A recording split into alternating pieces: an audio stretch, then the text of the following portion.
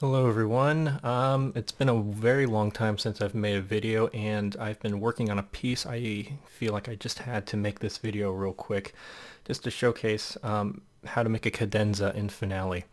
This has been causing a lot of trouble for me how to figure out how to notate it and make it look proper. So I do apologize if this video is the sound is not the best or if the quality is not going to be the best, but I've been working on this and I just figured it out and I just really want to go ahead and show you guys how to get this all set up. So here is what I think, for me, at least the piece I'm writing, is more or less I want it to look like.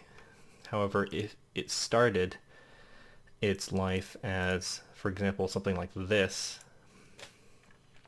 section right here, and you want to make it look like this, here's what you need to do. So to get the notes to that size, what you need to do is you'll need to highlight all this.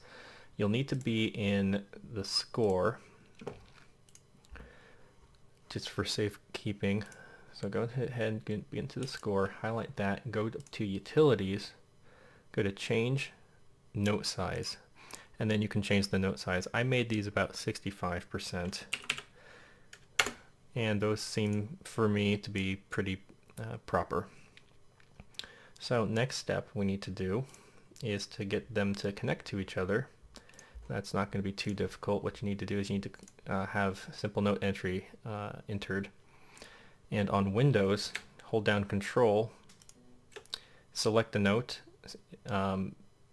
If you hold down Control, this will prevent it from, if you doing that and whatnot. So it'll just select the note. And then what you do is you press on your keyboard the question mark button or the slash, / and that'll beam those together.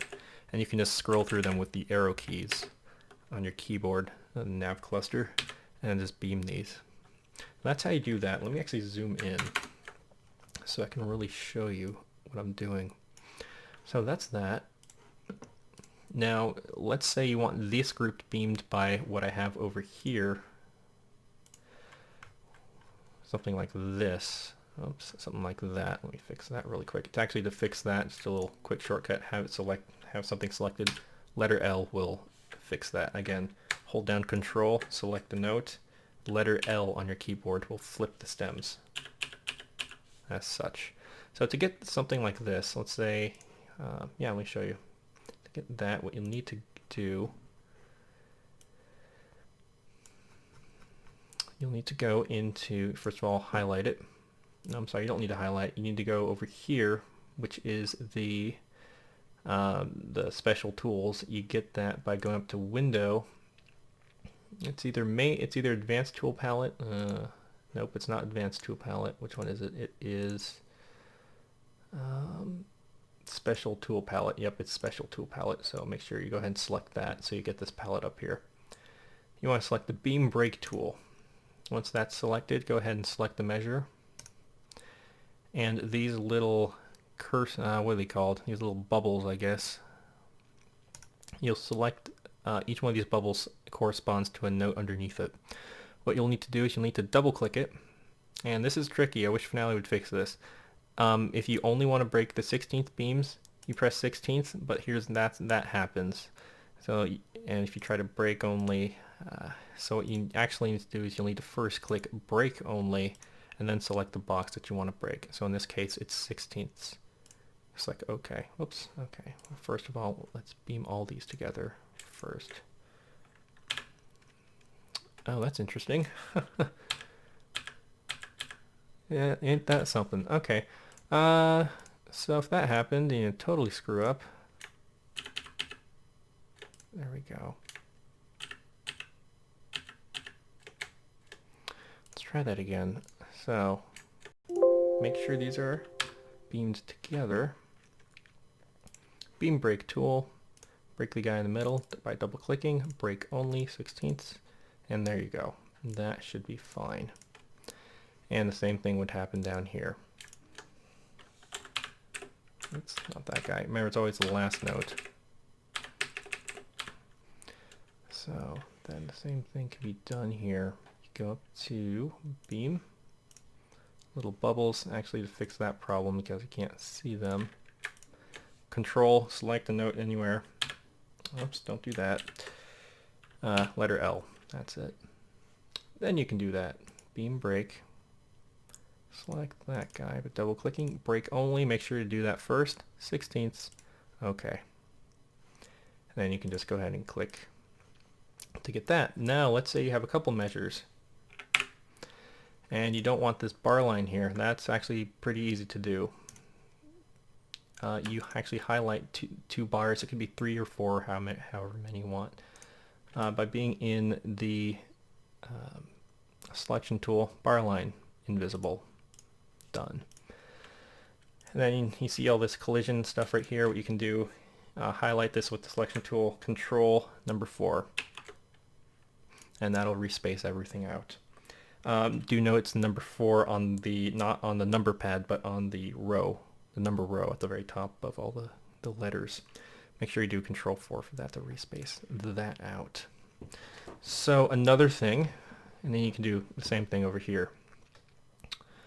Another thing is you see this bar line is just simply invisible, so it's not, I mean, it has an obvious separation. So what you can do if you want these notes to be a little bit closer is go ahead and go up to the measure tool, select the, let's see, oh that's right, you gotta select this bottom thing here, and these notes, these little arrows, you gotta, again, they correspond to notes. So if you drag this guy over, this is really nice. It actually spaces out both these rows so you don't have to line them up, individually. So unfortunately, I haven't been able to figure out a way to nudge them to do fine adjustments, so you have to have a pretty steady hand with the mouse if you're looking at engraving, and you just kind of sort of line them up. You can also move the notes in general. No, you can't. Okay, so I can only move them in that regard.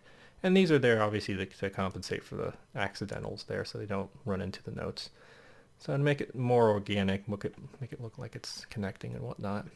Of course, what you can do is you can just simply make this like an 8/4 measure or whatnot, and then hide it. But if that's too much for you, which I can understand, you can just ignore that. Now, let's say you want to beam these together over the bar line. Obviously, you can't do that because there's obviously the bar line's right here. And if I try to do that, it doesn't know what to do. So in that case, you'll need to highlight this region. So just to make this completely obvious, let me actually get that bar line in there again. So we're trying to beam over the bar line to make it look smoother. So what we need to do is we need to highlight that region. Plugins, Note Beam Rest and Rest Editing, Patterson Plugins, Beam over bar lines, create. It'll create these gray notes. You can just ignore them. I don't know why they do that, but it creates that bar line right over it. And you can then basically repeat everything from that point on. If you play it, do that real quick. Must measure. If you play it, these notes will go away.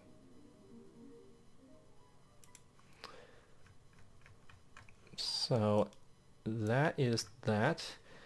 And let me see if I covered everything else. That is more or less going to be it for creating a cadenza. I hope you found this useful. I know it's been a long time since I've made a video. My internet is ridiculously slow, so trying to actually upload anything, and also I'm so incredibly busy with graduate programs and trying to come up with compositions and whatnot. I'm just completely swamped with work, so I thought I'd just make this video just to kind of help people out, because I know it can be very time consuming. So I hope this was useful. Thank you guys very much for watching, and I will see you next time I upload a video. Have a good one.